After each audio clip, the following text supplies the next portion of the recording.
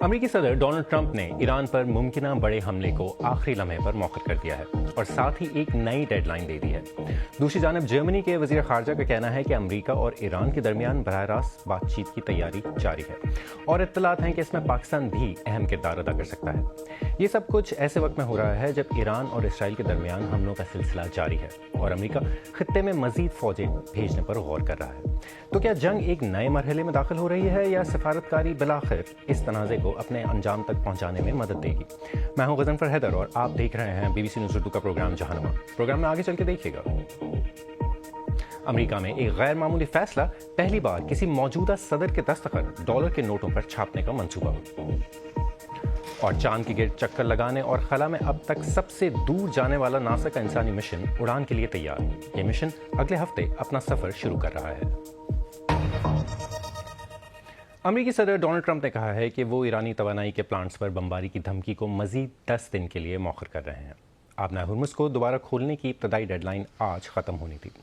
اس دوران یہ اطلاعات بھی آ رہی ہیں کہ امریکہ اور ایران کے درمیان براہ راست بات چیت ہو سکتی ہے۔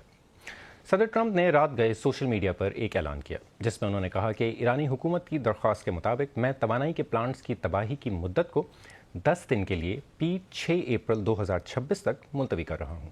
ایران نے ایسی کسی بھی قسم کی درخواست کی تردید کی ہے اور کہا ہے کہ کوئی مذاکرات نہیں ہو رہے اور صرف پیغامات کا تبادلہ ہوا ہے۔ البتہ جرمنی کے وزیر خارجہ یوہان واڈیفل نے کہا ہے کہ پاکستان میں امریکہ اور ایران کے درمیان براہ راست مذاکرات کی تیاری ہو رہی ہے، تاہم صدر ٹرمپ نے ایران کو خبردار کیا ہے۔ اب ان کے پاس موقع ہے، یعنی ایران کے پاس، کہ وہ اپنے جوہری عزائم کو ہمیشہ کے لیے ترک کر دیں اور ایک نئی راہ اختیار کریں۔ ہم دیکھیں گے کہ وہ ایسا کرنا چاہتے ہیں یا نہیں۔ اگر نہیں تو ہم ان کا بدترین خواب ہیں۔ اس دوران ہم ان پر حملہ کرتے رہیں گے، بلا روک ٹوک، بلا رکاوٹ، اور وہ اس کے بارے میں کچھ نہیں کر سکتے، بالکل کچھ نہیں کر سکتے۔ امریکہ اور اسرائیل کی ایران کے خلاف جنگ کو 1 ماہ ہونے کو ہے۔ امریکہ مشرق وسطیٰ میں مزید فوجیں بھیج رہا ہے جس سے اسے مزید فوجی اختیارات حاصل ہو رہے ہیں۔ امریکی جریدے وال اسٹریٹ جرنل کے مطابق پینٹاگون مزید 10,000 فوجی بھیجنے پر غور کر رہا ہے۔ اسی دوران رات بھر پورے خطے میں حملے جاری رہے ہیں۔ اسرائیل نے ایران میں میزائل پروڈکشن کے مقامات سمیت متعدد اہداف کو نشانہ بنایا ہے، جبکہ ایران کے اسرائیل پر حملے بھی جاری رہے۔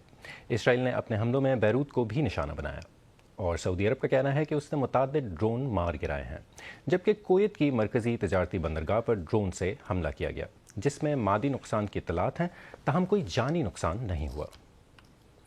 جنگ کے آغاز سے ہی ایران کے اندر کیا ہو رہا ہے اس بارے میں معلومات حاصل کرنا انتہائی مشکل ہو گیا ہے کیونکہ ملک میں انٹرنیٹ بڑی حد تک بند ہے۔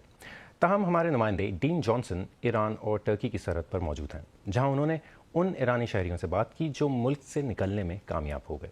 ان کی رپورٹ پیش کر رہے ہیں احسن محمود۔ یہ جگہ جنگ سے بچنے کی پناہ گاہ بھی ہے، تو دوسری طرف یہاں پہنچنے والے کئی ایرانیوں نے اس امید کا اظہار بھی کیا ہے کہ اسی جنگ کی وجہ سے شاید حکومت کا خاتمہ ہو سکے۔ ازما اپنی فیملی کے ساتھ یہاں آئیں کیونکہ انہیں ڈر تھا کہ امریکی بم ان کے گھر تک نہ پہنچ جائیں۔ ان کا کہنا ہے کہ وہ صرف امن چاہتی ہیں۔ یہاں سے ایک قریبی شہر میں کمال ایران سے آ جانے پر خوش ہیں۔ انہوں نے حکومت کے خلاف احتجاج کیا تھا، گرفتاری سے بال بال بچے تھے اور پھر ان کے خاندان کے گھر کے قریب ایک میزائل حملہ ہوا تھا۔ تمام کھڑکیاں ہلنے اور ٹوٹنے لگیں اور میرے والد جن کی عمر 82 سال تھی بری طرح زخمی ہوئے۔ انہیں ہسپتال لے جایا گیا اور بعد میں ان کا انتقال ہو گیا۔ کمال ایک ٹرانسلیٹر ہیں جو برطانوی محکمہ صحت کے لیے ریموٹلی کام کرتے تھے۔ لوگ واقعی امریکہ اور اسرائیل کی اس مداخلت سے کچھ بہتری کی توقع رکھتے تھے، کیونکہ جیسا کہ میں نے کہا، ایرانی عوام اس وقت ایک طرف جنگ تو دوسری طرف حکومتی ظلم کے درمیان پھنسے ہوئے نظر آتے ہیں۔ جہاں کئی ایرانی یہاں ترکی آ رہے ہیں تو وہیں کئی واپس بھی جا رہے ہیں۔ ایک چیز جو ہم نے پچھلے کچھ دنوں میں نوٹ کی ہے وہ یہ ہے کہ حکومت کے حامی اپنی آواز زور سے بلند کر رہے ہیں۔ ایران جنگ جیت رہا ہے اور امریکہ ہارے گا، فاطمہ نے مجھے بتایا، اور حسین نے اپنے سپریم لیڈر کے لیے اپنی محبت کا اظہار کیا۔ ہم اپنے ملک کے لیے جان دینے کو تیار ہیں۔ ہم دشمن کو اپنی زمین کا 1 میٹر بھی نہیں لینے دیں گے۔ اگر حکومت ہمیں لڑنے کو کہے تو ہم لڑیں گے۔ آپ اپنے ان ایرانی ساتھیوں کو کیا کہتے ہیں جو انسانی حقوق چاہتے ہیں اور جو حکومت میں تبدیلی چاہتے ہیں؟ وہ غدار ہیں، انہیں سزا ملے گی۔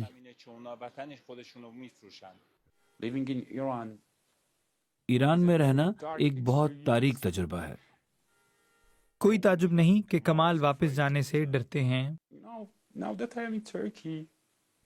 دیکھیں، اب جب میں ترکی میں ہوں، جب میں یہاں کی زندگی دیکھتا ہوں، یہاں کے لوگوں کو دیکھتا ہوں اور اپنے ملک اور اپنے لوگوں سے موازنہ کرتا ہوں، تو مجھے ایک بہت بڑا فرق نظر آتا ہے اور سمجھ آتا ہے، اور یہ سب انہی لوگوں کی وجہ سے ہے جنہوں نے میرے ملک پر قبضہ جما رکھا ہے، یعنی یہ آیت اللہ۔ ایسے جذبات کئی لوگ یہاں بانٹتے ہیں، لیکن بہت دھیان سے۔ اور جیسا کہ ہم نے پہلے ذکر کیا کہ جرمنی کے وزیر خارجہ نے کہا ہے کہ امریکہ اور ایران کے درمیان انڈائریکٹ یا بالواسطہ مذاکرات ہوئے ہیں، لیکن دونوں ملکوں کے نمائندگان کے درمیان پاکستان میں بہت جلد ڈائریکٹ یا بلا واسطہ مذاکرات ہونے کی تیاری ہو رہی ہے۔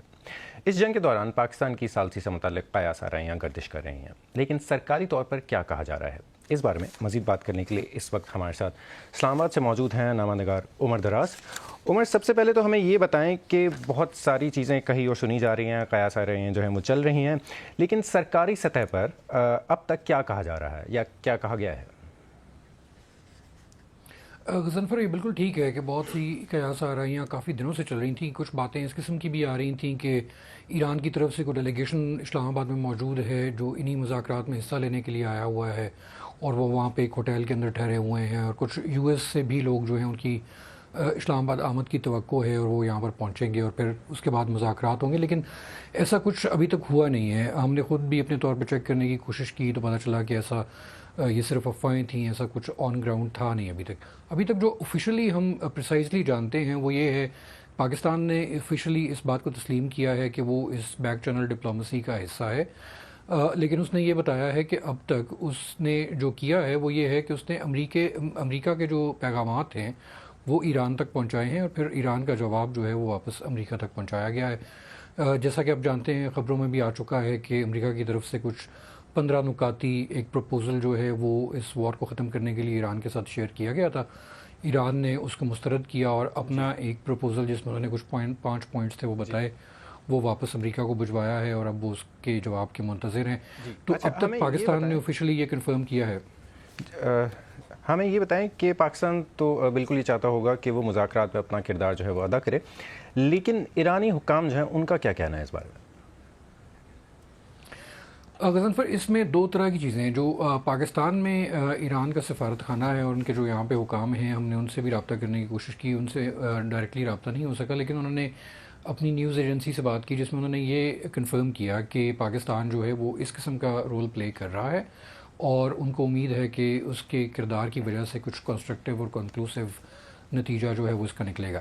لیکن جو ایران کے اندر حکام ہیں وہ ابھی تک آفیشلی اس بات سے انکاری ہیں کہ کوئی باضابطہ مذاکرات ان کے اور امریکہ کے درمیان ہو رہے ہیں۔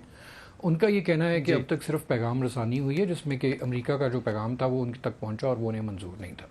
اچھا، یہ بتائیں، پاکستان اور غیر ملکی میڈیا میں جو ہے وہ خبریں کچھ دنوں سے چل رہی ہیں، لیکن پاکستانی حکام جو ہیں انہوں نے سرکاری سطح پر کیوں ابھی تک کچھ کنفرم نہیں کیا ہے؟ غضنفر، اس کی ایک بڑی وجہ شاید یہ بھی ہے کہ ایران نے ابھی تک آفیشلی اس بات پہ کمٹ نہیں کیا کہ وہ شاید مذاکرات کی میز پر آ کر بیٹھنا چاہتا ہے یا ارادہ رکھتا ہے۔ جو توقع ہے وہ یہ کی جا رہی ہے کہ جب دونوں طرف سے، ایران اور امریکہ دونوں طرف سے یہ اگریمنٹ ہو جاتا ہے کہ وہ نیگوسیشنز کی میز پر آ کر بات کرنا چاہتے ہیں، تو اس کے بعد پھر پاکستان جو ہے وہ باضابطہ طور پر شاید اس بات کا اعلان بھی کرے اور ان دونوں کو ہوسٹ کرے گا اسلام آباد کے اندر۔ لیکن اب تک شاید وہ یہ چاہتے ہیں کہ جب پری میچور جو ہے وہ اس کے اوپر کوئی اسٹیٹمنٹ نہ دیں، جب دونوں طرف فیصلہ ہو جاتا ہے تو اس کے بعد پھر وہ اس کے اوپر حتمی طور پر بات کریں۔ اچھا، ہمیں مختصراً یہ بتا دیں کہ پاکستان کے لیے سفارتی سطح پر یہ کتنی بڑی کامیابی ہے؟ بہت بڑی کامیابی ہوگی۔ آپ نے آلریڈی دیکھا ہوگا کہ اس کے اوپر کافی بات چیت آلریڈی خطے کے اندر چل رہی ہے۔ اسی کے اوپر انڈیا کی طرف سے ایک ری ایکشن آیا تھا جس کے اوپر پاکستان میں کافی تنقید بھی ہو رہی ہے اور اس کے اوپر لوگ بات پاکستان کے لیے ایک بہت بڑی چیز ہوگی. پہلی دفعہ ایسا ہوگا کہ اس نے وہ اتنے بڑے میگنیچیوڈ کا ایک جو جنگ ہے، ایک واقعہ ہے، اس کے درمیان ثالثی کا کردار ادا کرے، یا ان دونوں وارنگ پارٹیز جو ہیں ان کو ہوسٹ کرے گا. اور اگر اس کے اوپر کوئی کنکلوسیو نتیجہ بھی نکل آتا ہے تو پھر تو وہ بہت بڑی کامیابی ہوگی پاکستان کی. اسلام آباد سے عمر دراز انگیانہ ہم سے بات کرنے کا بہت بہت شکریہ. اور اب ایک نظر ڈالتے ہیں دیگر اہم عالمی خبروں پر. ایران کے ایک اسکول پر کیے گئے جان لیوا حملے کے بارے میں اقوام متحدہ کے حقوق انسانی کے کمشنر نے واقعے کی فوری اور شفاف تحقیقات کروانے کا مطالبہ کیا ہے. مناب میں پاسداران انقلاب کے ہیڈ کوارٹرز کے نزدیک واقع شجرہ طیبہ پرائمری اسکول امریکہ اور اسرائیلی حملوں کے پہلے روز زد میں آیا تھا. ایرانی حکام اور ایمنسٹی انٹرنیشنل کے مطابق اس حملے میں 100 سے زیادہ بچوں سمیت 168 افراد ہلاک ہوئے تھے. میکسیکن نیوی کیوبا کے لیے امداد لے کر جانے والی 2 لاپتہ کشتیوں کو تلاش کر رہی ہے. یہ کشتیاں کمیونسٹ جزیرے کے لیے خوراک اور دوائیں پہنچانے کی کاوشوں کا حصہ ہیں. امریکی ناکہ بندی کی وجہ سے کیوبا کو معاشی بحران کا سامنا ہے. کشتیوں کو رواں ہفتے دارالحکومت ہوانہ پہنچنا تھا. وینزویلا کے سابق صدر نکولس مادورو اور ان کی بیوی کے وکلاء نے کہا ہے کہ انہیں اپنے دفاع کے لیے وینزویلا کا پیسہ استعمال کرنے کی اجازت ہونی چاہیے. وکلاء نے جج سے کہا کہ ان کے خلاف دہشت گردی کے لیے منشیات کا کیس ختم کیا جائے. استغاثہ کا کہنا ہے کہ مادورو نے وینزویلا کی دولت لوٹی ہے اور اس لیے انہیں اسے استعمال کرنے کی اجازت نہیں ہونی چاہیے. جج نے کہا کہ وہ کیس برخاست نہیں کریں گے مگر دفاع کا حق ہر چیز پر حاوی ہے. نیپال میں ریپر سے سیاستدان بننے والے بلندر شاہ آج ہدف اٹھانے کے لیے ملک کے نئے وزیر اعظم بن گئے ہیں. وہ ملک کے سب سے کم عمر سربراہ حکومت ہیں. دارالحکومت کاٹمنڈو کے میئر رہنے والے 36 برس کے بلندر نے 2025 میں بدعنوانی کے خلاف جین زی کے مظاہروں کے دوران عالمی شہرت حاصل کی تھی. مظاہروں کے نتیجے میں حکومت وقت کو مستعفی ہونا پڑا تھا. امریکہ میں ایک غیر معمولی فیصلہ سامنے آیا ہے. صدر ڈونلڈ ٹرمپ اب پہلے ایسے امریکی صدر ہوں گے جن کی صدارتی آفس میں موجودگی کے وقت ان کے دستخط امریکی کرنسی نوٹوں پر چھاپے جائیں گے. آج ٹرینڈنگ میں اسی پہ بات کریں گے.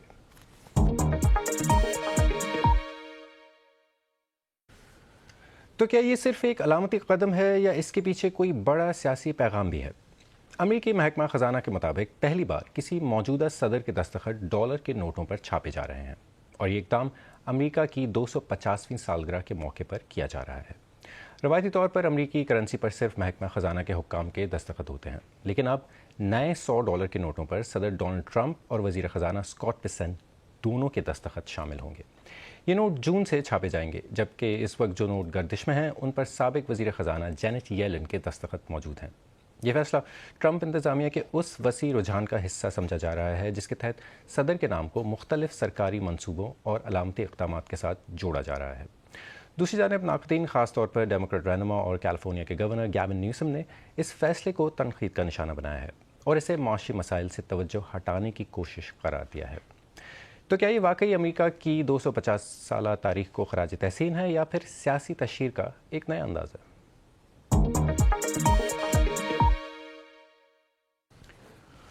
اگلے ہفتے 4 خلاباز اپنی زندگی کے سب سے بڑے سفر پر روانہ ہوں گے جب وہ کیپ کینیڈل سے چاند کی طرف جائیں گے. 1972 کے بعد یہ پہلا موقع ہے کہ انسان دوبارہ خلا میں اتنا دور تک سفر کر رہے ہیں اور اپنے قریبی فلکی ہمسائے چاند کے گرد چکر لگائیں گے. ریبیکا موریل نے اس راکٹ اور اس کیپسول کا جائزہ لیا ہے جس میں خلاباز سفر کریں گے. آدھی صدی سے زیادہ عرصے کے بعد ہم دوبارہ چاند کی طرف جا رہے ہیں. آرٹیمس 2 مشن کے خلاباز ناسا کے بڑے راکٹ اسپیس لانچ سسٹم کے ذریعے روانہ ہوں گے. یہ بہت بڑا ہے، 98 میٹر بلند. 2 بڑے بوسٹر اسے زمین سے بلند ہونے کے لیے درکار طاقت فراہم کریں گے.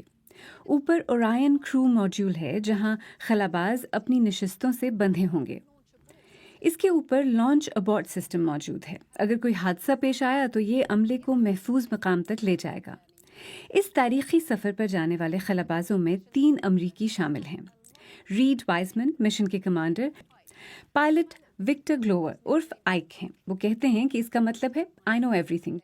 کرسٹینا کوچ جو عملے کی واحد خاتون ہیں، انہوں نے خواتین پر مشتمل پہلی خلائی چہل قدمی کر کے تاریخ رقم کی تھی.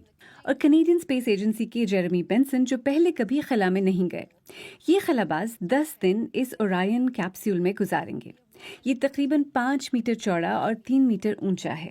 یہی محدود جگہ ان کے لیے ورزش، کھانے، کام کرنے اور سونے کے لیے ہوگی. لانچ کے وقت 4 نشستیں ہوں گی جنہیں خلا میں پہنچنے کے بعد زیادہ جگہ بنانے کے لیے ہٹا دیا جائے گا۔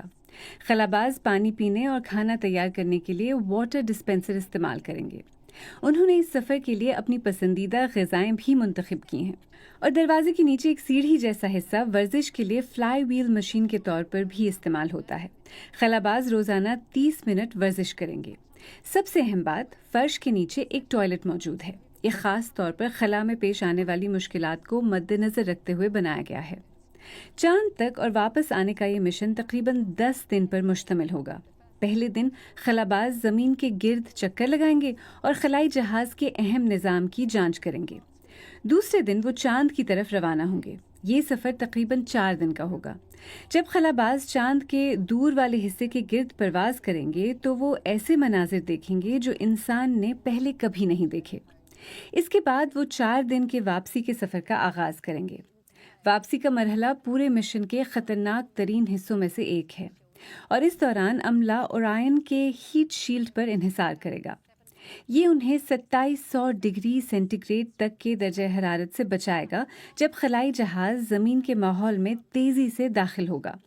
پہلے بغیر عملے والے آرٹمس مشن میں ہیٹ شیلڈ کو شدید نقصان پہنچا تھا، لیکن اورائن کے زمین میں داخل ہونے کے زاویے کو تبدیل کر کے ناسا کو یقین ہے کہ یہ مسئلہ دوبارہ پیش نہیں آئے گا۔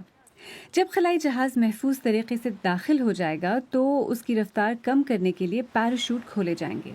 خلاباز کیلیفورنیا کے ساحل کے قریب بحر الکاہل میں بحفاظت پانی پر اتریں گے، جہاں ایک ریکوری ٹیم ان کا انتظار کر رہی ہوگی۔